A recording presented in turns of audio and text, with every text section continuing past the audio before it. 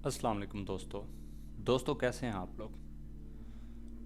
दोस्तों दुनिया का दस्तूर रहा है कि ताकतवर हमेशा कमज़ोर पर एक बार गालिब आ जाता है। हमेशा यूं ही होता है कि एक कौम जब ताकत पकड़ जाती है तो वो कमज़ोर के ऊपर गालिब आने की कोशिश करती है। और वो गालिब बाज़ दफ़ा वो कौम गालिब आ भी जाती है, बेशक वो हक पे हो या बातिल पे। लेकिन फाइनली खुदा तला का फैसला हक के साथ ही होता है। और खुदा तला कुरान करीम में फरमाता है कि जब हक आता है तो बातिल भाग जाता है, और यकीनन बातिल भाग जाने वाला ही है।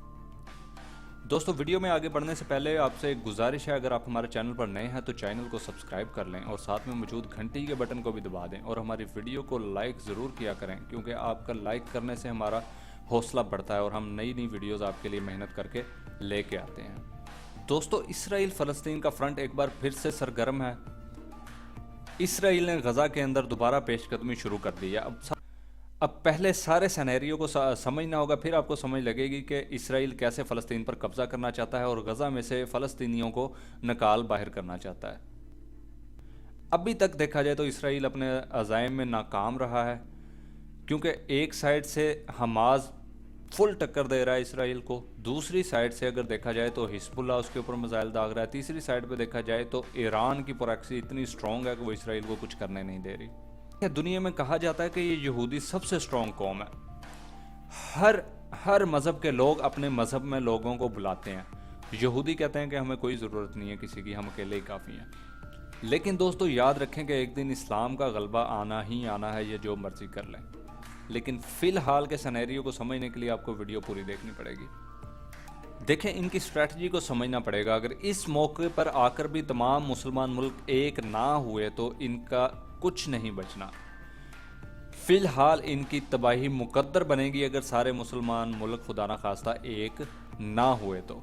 अगर तमाम मुसलमान मुल्क एक हो जाते हैं और इनके जो एलाई पावर्स हैं, जो कि हदीसों के अंदर भी जिक्र है कि मुसलमानों के साथ एक ताकत होगी, अब वो ताकत रूस और चाइना की ताकत है, जो कि इस टाइम अगर देखा जाए तो फ़लस्तीन का साथ दे रहे हैं। इनके साथ मिलकर मुसलमानों को इस टाइम एक हो जाना चाहिए।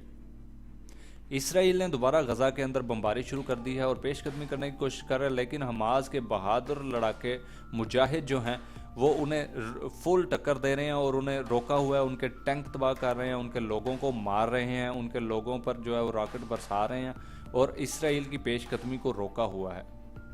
आइए दोस्तों इस खेल को समझते हैं, जिसके तहत इसराइल फ़लस्तीन पर कब्ज़ा करना चाहता है और कब्ज़ा करने जा रहा है। अब वो कामयाब होता है या नहीं कामयाब होता, ये इसके बारे में कुछ भी कहना कबलस वक्त है, क्योंकि कोई कौम कितनी भी कमज़ोर हो उसके ऊपर कब्ज़ा करना आसान नहीं होता, ख़ासकर जब उस कौम के पास कलमे की ताकत हो, ला इलाहा इल्लल्लाह की ताकत। आप देखें, चाइना को ताइवान के साथ इंगेज किया हुआ है, आपस में लड़वा के है। आपको पता है जो चाइना की पॉलिसी है, चाइना बोलता है कि ताइवान हमारा हिस्सा है, हमारी वन चाइना पॉलिसी है, लेकिन अमेरिका ने जो है हम दोनों में लड़ाई डलवाई हुई है और अमेरिका ताइवान को एक अलहदा आज़ाद स्टेट जो है वो मान, लेकिन चाइना इस बात से अग्री नहीं करता। चाइना कहता है कि ताइवान हमारा हिस्सा है और हम इस पर कब्ज़ा एक दिन ज़रूर करेंगे। चाइना को उलझा दिया ताइवान के मसले में, रशिया को उलझाया हुआ है यूक्रेन के साथ। आप देखें यूक्रेन के अंदर रशिया अपनी जो है विक्ट्री वो डिक्लेयर करने वाला है। ऑलमोस्ट रशिया ने यूक्रेन पर कब्ज़ा कर लिया, लेकिन उसके जंग लगने की वजह से रशिया का भी बहुत नुकसान हुआ है। जहां यूरोप का और यूक्रेन का नुकसान हुआ है, वहां पर रशिया का भी बहुत नुकसान हुआ है, क्योंकि देखें जब जंग लगती है तो दोनों साइड पे जो है वो नुकसान होता ही होता है। लेकिन ऑलमोस्ट रशिया ने कब्ज़ा कर लिया और अब वो किसी भी वक्त विक्ट्री डिक्लेयर कर देगा। किस्सा मुख्तसर, रशिया को इन्होंने उलझाया हुआ है यूक्रेन की जंग में, ठीक है। चाइना को इन्होंने उलझाया हुआ है ताइवान की तरफ, ठीक है। दूसरी साइड पे देखा जाए तो ईरान को उलझाया हुआ है इन्होंने नेटो के साथ, ईरान और यमन दोनों को, ठीक है। पाकिस्तान को ये उलझाना चाह रहे हैं कि ईरान के साथ, और पाकिस्तान ही ऐसा एक वाहिद न्यूक्लियर आर्म कंट्री है जो कि फ़लस्तीनियों की आखिरी उम्मीद है। दूसरी तरफ हिजबुल्लाह ने मिसाइल मारना शुरू कर दिए हैं इसराइल पर दोबारा, और इसराइल को छुपने की जगह नहीं मिल रही। देखें हिजबुल्लाह के पास जो मिसाइल्स हैं वो एक तो वो पोजीशन गाइडेड मिसाइल्स हैं। देखें रॉकेट और मिसाइल के अंदर फ़र्क है। रॉकेट होता है जो कि एक अंदाजे से फायर किया जाता है और अपनी जगह पर लग गया तो लग गया, नहीं तो ना सही। लेकिन जो मिसाइल होता है वो पोजीशन गाइडेड होता है, जिसके ऊपर एक जगह को एम करके उसे फायर किया जाता है और वो 99.9% चांस होता है कि जिस जगह को लॉक किया गया उसी जगह पर जाकर लगे।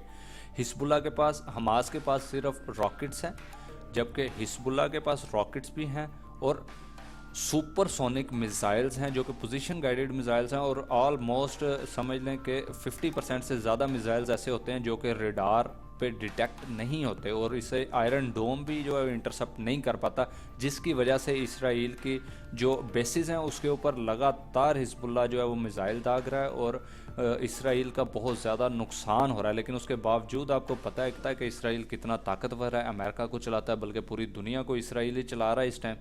इसके बाद बात की जाए ईरान की, तो ईरान देखा जाए तो सीरिया के अंदर भी उसने हमला किया, इराक के अंदर भी उसने मिसाइल मारे, पाकिस्तान के अंदर भी उसने मिसाइल मारे। तो ईरान को जितना आप कमज़ोर समझ रहे हैं एक्चुअली इतना कमज़ोर है नहीं, क्योंकि नेटो की फ़ौज ईरान के दर पे खड़ी हुई है, लेकिन उसके बावजूद ईरान जो है वो मिसाइल पे मिसाइल हर साइड पे दाग रहा है। और जिस दिन नेटो के ऊपर डायरेक्टली ईरान ने हमला कर दिया उस दिन नेटो का कख नहीं बचना, क्योंकि देखें अपने घर से बाहर आ गए। अब बेचारे अफ़गानिस्तान जैसे कंट्री, जब रशिया वार में से निकला बेचारा अफ़गानिस्तान, हमारा अमेरिका कूद पड़ा अफ़गानिस्तान में, ठीक है। एक ज़मीनी अड्डे ले के प्रॉपर स्ट्रेटजी से हमला करना और चीज़ है, और एक समंदर के अंदर खड़े होके एक मुल्क से लड़ना, जिनका किसी के घर में जाके लड़ना कोई मजाक नहीं है।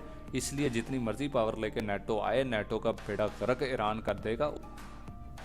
दूसरी चीज़, ईरान की आर्मी कोई हल्की फुल्की आर्मी नहीं है, ईरान की प्रोक्सी बहुत ज़्यादा स्ट्रॉन्ग है, इसलिए तो उसने अमेरिका को टक्कर दी, यानी तो और कोई मुल्क क्यों नहीं अमेरिका को टक्कर देता। और जहाँ तक यमन की बात है, यमन को ईरान बैक कर रहा है, चाइना बैक कर रहा है, रूस बैक कर रहा है, नहीं तो एक छोटे से मुल्क के एक बागी ग्रुप अमेरिका के ऊपर मिसाइल दागी जा रहा है और उनके डिस्ट्रॉयर्स को नुकसान पहुंचा रहा है। और रेड सी को बंद किया हुआ है, रेड सी को बंद करके लगातार जितने कंटेनर शिप जा रहे हैं, कंटेनर शिप, ऑयल शिप, जो भी इसराइल के लिए सामान लेकर जा रहा था, उन सब पे हमला किया और उन सबको तबाह किया। एक भी शिप अभी तक गुजरने नहीं दिया यमन ने। और पोजीशन गाइडेड सुपरसोनिक मिसाइल जो है वो यमन की तरफ से मारे जा रहे हैं। ज़ाहिर बात है ईरान पीछे से दे रहा है। देखें ईरान की मिसाइल टेक्नोलॉजी बहुत स्ट्रॉन्ग है। ईरान ने रशिया को अपने ड्रोन्स दिए थे यूक्रेन वार के लिए, जो कि बहुत ही कारगर साबित हुए और रशिया ने बड़े हमले किए हैं उन ड्रोन से यूक्रेन के अंदर और बड़ी फतूहात हासिल की हैं रशिया ने। तो ईरान को आप इतना कमज़ोर ना समझें। देखें मेरी बात सुने, अगर आपको पता है कि आपके पास इतनी कैपेसिटी है कि आप अमेरिका से लड़ सकते हैं, तभी आप लड़ेंगे ना। आप इतने बेवकूफ़ तो नहीं है कि आपके पास कैपेबिलिटी हो ना और आप लड़के बैठ जाएं और मरने के लिए तैयार हो जाएं, ऐसा बिल्कुल नहीं है। आप देखें नेटो के मुल्क इकट्ठे होकर विद एयरक्राफ्ट कैरियर, डिस्ट्रॉयर और बहुत सारे वारशिप लेकर जो है वो रेड सी के करीब मौजूद हैं, ठीक है। लेकिन वो हमला क्यों नहीं कर रहे जी? अगर इतना ही आसान है तो अब तक तो यमन उन्हें फ़तह कर लेना चाहिए था। और इसराइल ने कहा था कि हम 20 दिन के अंदर जो है वो गज़ा की पट्टी फ़तह कर लेंगे, तो अब 3 महीने होने को हैं तो कुछ नहीं कर पाए वो। देखें वार को स्टार्ट करना तो आपके हाथ में होता है, लेकिन वार को एंड करना आपके हाथ में नहीं होता। आप सिर्फ जंग स्टार्ट कर सकते हैं कि ओहो जी हम ये कर देंगे, हम वो कर देंगे, हम हमला कर देंगे, लेकिन उसके बाद जब वार चलती है तो अगले भी देखें चूड़ियाँ पहन के तो नहीं बैठे जिनके ऊपर आप हमला कर रहे हैं ना, उनके पास भी टेक्नोलॉजी है पीछे से। और हमास ने जो इनका हाल किया, ऐसा हाल तो अमेरिका का वियतनाम में नहीं हुआ था जो हमास ने इसराइल के साथ किया। एक छोटी सी गज़ा की पट्टी और वो इनसे फ़तह नहीं हो रही, और सब का रिज़ल्ट ये निकलता है कि दुनिया एक बहुत बड़ी जंग की तरफ जा रही है, खुदा ना खास्ता। और इस जंग में किसी का कुछ भी नहीं बचेगा। देखें रशिया ने जो है वो न्यूक्लियर वेपन्स जो हैं वो डिप्लॉय किए हुए हैं बेलारूस में ऑलरेडी, यूरोप की तरफ करके। ने बोला है कि अगर रशिया के ऊपर कोई मिसाइल फायर होता है या रशिया को कोई नुकसान पहुंचाने की कोशिश करता है नेटो, डायरेक्टली नुकसान पहुंचाना और यूक्रेन की सपोर्ट करना, इन दोनों चीज़ों में फ़र्क है, ठीक है। अगर डायरेक्टली रशिया को कोई नुकसान पहुंचाने की कोशिश करता तो रशिया कहता अब ज़मीनी जंग तो रही ही नहीं है। रशिया कहता कि यूरोप को मैं उड़ा दूंगा, सारे यूरोप को उड़ा के रख दूंगा, जिससे कि यूरोप को बहुत ज़्यादा डर पड़ा हुआ है। डायरेक्टली रशिया के ख़िलाफ़ एक्शन नहीं ले रहे। नहीं तो देखें सुपर पावर है, एक मुल्क सुपर पावर है, ठीक है, उसके साथ जो है वो 20 के करीब अच्छे ताकतवर मुल्क जो है वो मिले हुए हैं, लेकिन फिर भी वो रशिया का कुछ नहीं कर पा रहे। क्यों? उन्हें पता है कि जो ये रशिया का प्रेसिडेंट है ये सरफिरा है, ये कुछ भी कर सकता है। जब दोनों के हाथ में पिस्टल हो तो एक दूसरे की तरफ करके खड़े होते हैं, लेकिन हिम्मत की दोनों में से किसी की नहीं होती कि वो पिस्टल चला सके। अब न्यूक्लियर आप देख लें किन किन के पास है न्यूक्लियर पावर। चाइना के पास न्यूक्लियर बॉम्ब है, पाकिस्तान के पास न्यूक्लियर है, भारत के पास न्यूक्लियर है, ठीक है, रूस के पास न्यूक्लियर है, वो तो वैसे ही रूस बाप है न्यूक्लियर का, अमेरिका के पास, फ्रांस के पास, उसके साथ यूनाइटेड किंगडम के पास। तो अगर ये जंग खुदा ना खास्ता शुरू हो जाती है तो किसी का कुछ नहीं बचना। देखें, सिर्फ देखें, सारे मुल्क एक दूसरे की तरफ जो है वो न्यूक्लियर बॉम्ब करके मिसाइल करके खड़े हुए हैं, ठीक है।